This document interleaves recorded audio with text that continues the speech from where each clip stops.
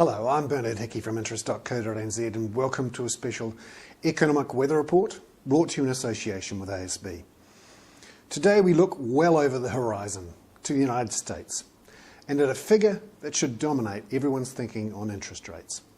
It is the US budget deficit as a percentage of GDP. The number is 12.9%. The latest estimate from the US government is that its budget deficit will be $1.84 trillion in the coming year. Now that works out at about $16,000 per household in the United States.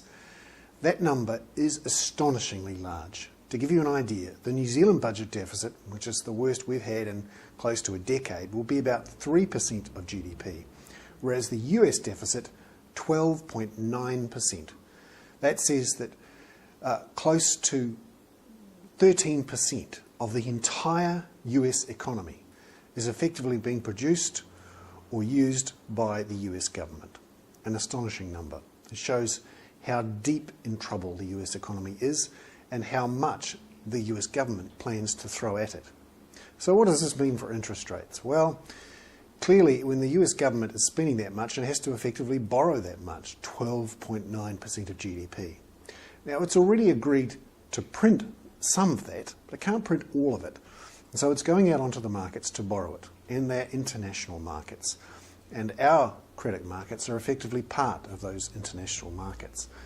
That means that long-term interest rates are rising. And we saw that this week, in the last week or so, with a very poor auction result from the US Treasury. And that means that long-term interest rates for the US Treasuries are rising. And because they're the base of all interest rates globally, our long-term interest rates are rising too. This all means that those people expecting longer-term mortgage rates to fall even further in New Zealand are going to be disappointed. Long-term interest rates are rising in New Zealand and around the world because governments are borrowing extremely heavily. None more heavily than the US government, 12.9% of GDP. I'm Bernard Hickey. That was a special economic weather report brought to you in association with ASB.